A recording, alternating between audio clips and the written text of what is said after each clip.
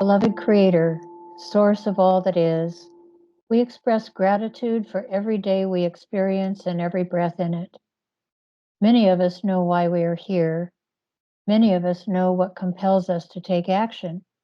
And many more, it seems, are simply here doing what they do and living their life freely given without purpose or intent.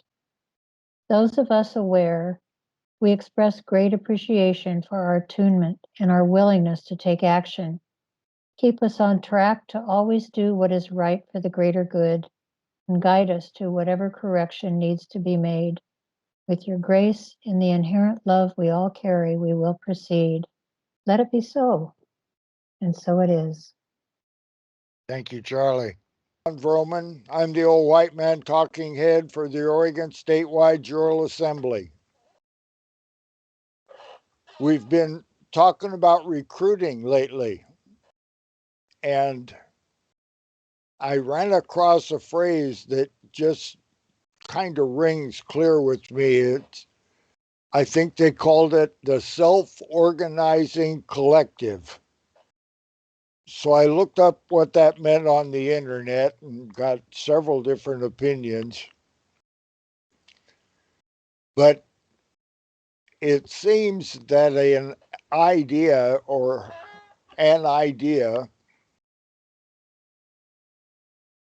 about a jurisdiction and a thought could pass through the strata of the percent of the population that it takes to move the to raise the game.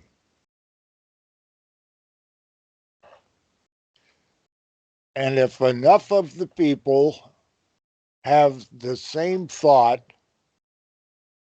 all at the same time, really fabulous things happen. So that's the part I want to talk about. To me, it's simple arithmetic. You read the documents that we're using as a table, a platform, a mesa that we can call law. And we all agree on that. I've tested this out. Almost anybody you talk to. Thomas Negan's an exception.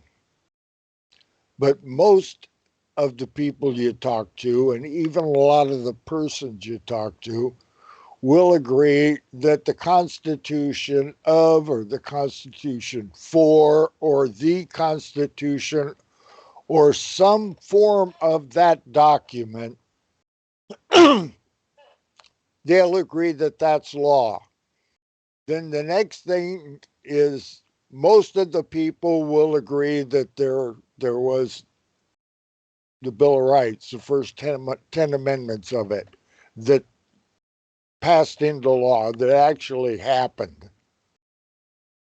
And most people will agree that the 10-mile square for Washington District of Columbia and the foreign soil from all of the several states, that piece of dirt was designated and laid out, and all of the steps of the final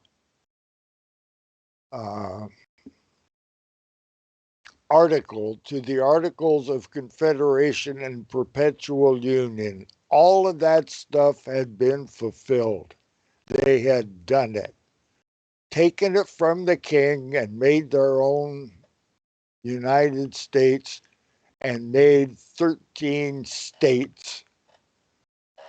Rhode Island was a little reluctant, but they fell in line. And Bobby mentioned something earlier today. Vermont was a state. Vermont was a state in the wilderness. They made their own state, wasn't one of the original colonies, and they were an independent nation.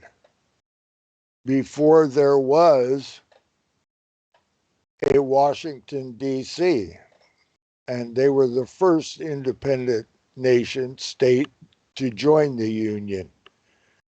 Then all the rest of them came in from territory, mostly. So then you get to the point where is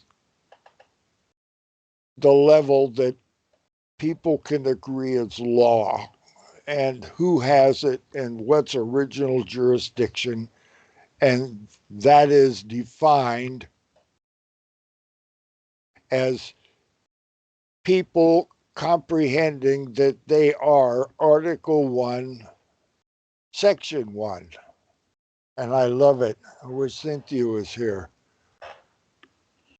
We declare that all men, when they form a social compact, are equal in right.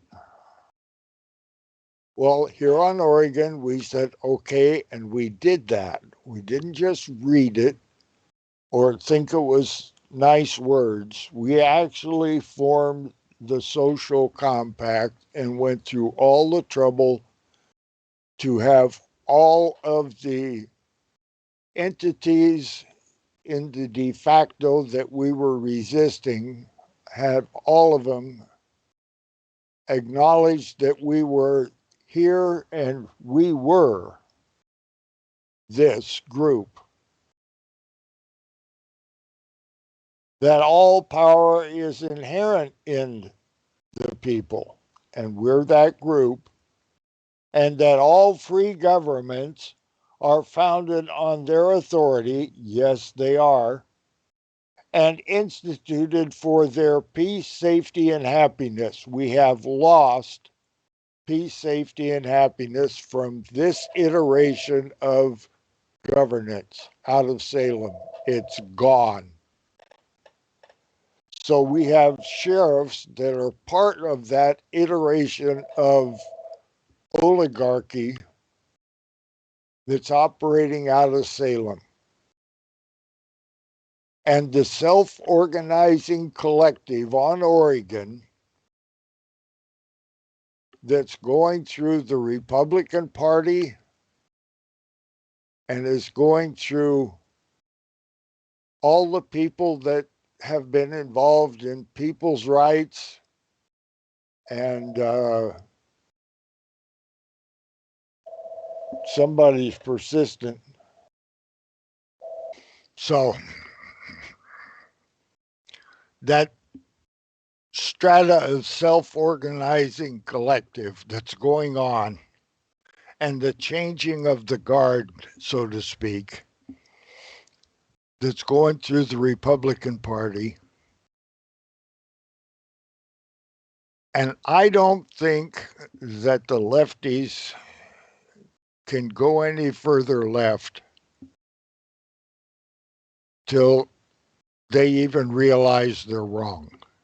And they'll understand that in no way is there any constitutionality of anything going on in the current governance. It's just not happening. We can't even get the sheriffs to take a proper oath.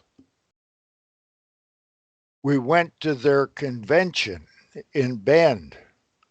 There were 6 of us there. And all we wanted to do was talk to them.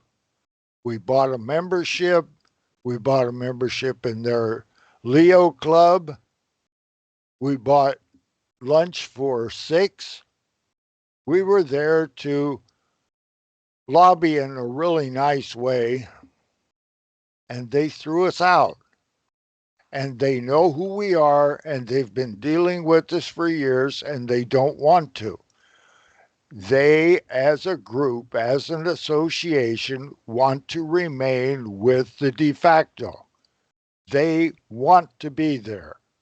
It's not like they don't know what's going on. That's not it. They do know, and they are party to it. And that's where they want to be. And we have to confront all of them, I think. Look them in the eye in groups of 4, which is a court, 3 tribunals, and a clerk. And that court has to extract from that sheriff and all the rest of them a proper oath to the proper constitutions, with God included. And it's written out a specific way, nature's law and nature's God, I believe is the quote. That's how it has to happen, and that's where the break is going to be. And we have to do it 36 times on Oregon. Now, I think, I don't know, but the preponderance of information leads me to believe that every time you punch them, the one that receives the punch folds.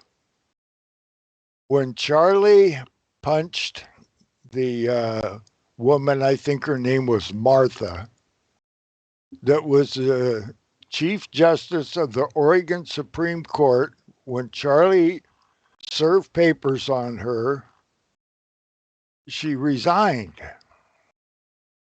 And we have to start all over again if we want to go down that route again. But they fold. When we go against them, they lock the doors and pull down the blinds. They do not want to contact or contract with us. So how do we get past that? So I think it's in groups of 4. Let's say you had a group of 4. They met for breakfast and they had all the proper papers in their hand, and they went and visited the sheriff, the presiding judge in their local courthouse. Should be a county courthouse, and it should be an original jurisdiction, and the DA, and served the papers on all 3 of them, that this court is here to hear them in common law give their oath. It has to be done out loud, and it can't be done in front of a judge. No elections clerk can sign the document saying that you've taken a proper oath. It's bogus. You can't show those things. They show them and they have to eat them because they're bogus. Just like the chief in Newburgh. He brought his document out, and in his own document, he reads it and he realizes it does not meet the requirements. That's the best he's got. They won't even talk to us at the state police. State police are the ones that murdered Robert Lavoie Finicum, and we don't think that was a good deal. State police, yeah, they have no elected authority whatsoever. So back to groups of 4, a court. As it currently stands, we have 13 clerks of court, and we have 2 marshals, marshal and deputy marshal. So we can, just in the action committee, field 13 courts, but we have to find 3 more to go with each one of those clerks that are knowledgeable, that actually comprehend what's going on in law, in de facto, in de jure, and how intricate and diabolical this whole thing that we're uncovering is. And it's just not Oregon, it's everywhere. But only Oregon can be cured by Oregonians. We cannot cure the folks in Washington. They got to do that themselves. And there's good people there that are working on it. We're doing Oregon. So this is a recruitment. Yeah, this is a recruitment video for knowledgeable people on each of the 36 counties to combine in groups of 3, and we'll provide a clerk for your court, and we will do the work that is required. The work of the court in matters of over $20 has to be done by a jury. So the court has to find the information, find out what it is, and present it to the jury. We don't use cops to do that. That comes with those that have to enforce. We don't have to enforce. When the court looks at whoever it is, right in their own building, right in their own eye, there you are, here's our court, where's your bona fides? You don't have them. You have to leave your office. It's foregone conclusion. You have violated the de jure requirements of your office. And if they don't, we post it on their own bulletin board.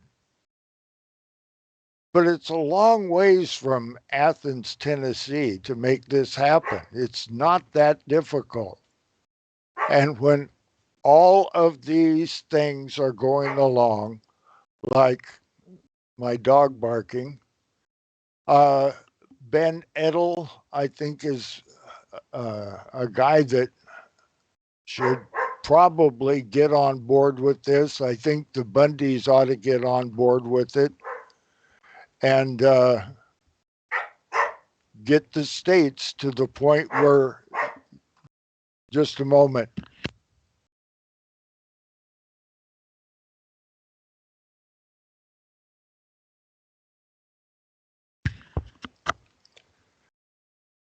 We just can't do it all. We can only do Oregon, and we're doing Oregon very well. Not as fast as we'd like, but very well. We have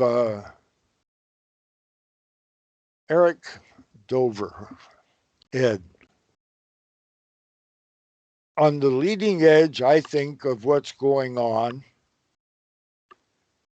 in the medical industry that has been taken over by the de facto. I think he's as knowledgeable in that as is available in the medical world. And he's pretty smart. We have good medical support within our group. So that strata that it seems the spearhead of the de facto to continue to wipe out this society as we have it. I don't know how deep that goes, but if the Georgia Guidestones are right and the actuaries for the insurance companies are right, the die-off is going to happen this year, and the results of the will be pretty much known when 25 gets here. That's not very far away. It'd be really good if we could turn this thing, this self-organizing collective, if we could turn that into a small ripple, a little wave. It doesn't have to be huge, just enough to raise it and move it. I think that's all that has to happen.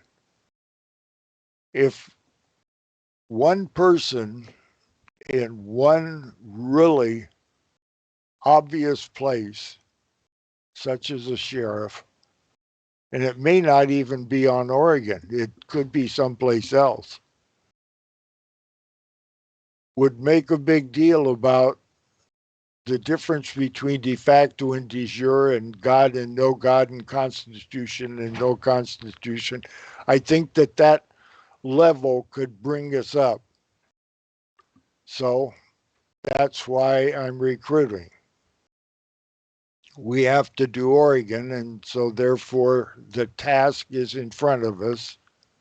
So we might as well just do it while we're waiting for the rest of them to rise up into this self-organizing collective where we think we can actually turn the switch and make it happen.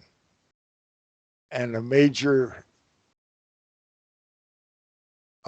ripple of 36 sheriffs taking an actual oath to the actual constitutions with God included. That's not such a huge goal that it's so daunting we can't do it. So that's the reason for this recruiting video. And I yield. They do not want to let go of this. They do not intend on losing here. And we do not intend giving it back to them. And then the bullets started flying. And then he jumps out of the car. And he's got both his hands up. And he got out of the car, and he had his hands in the air. He's like, just shoot me then. This is what you want, to shoot me. And they did. They shot him dead. With his hands in the air, and I saw it. I swear to God. He was just walking with his hands in the air. And they shot him. And they shot him dead, and then after he was down on the ground, shot him 3 more times.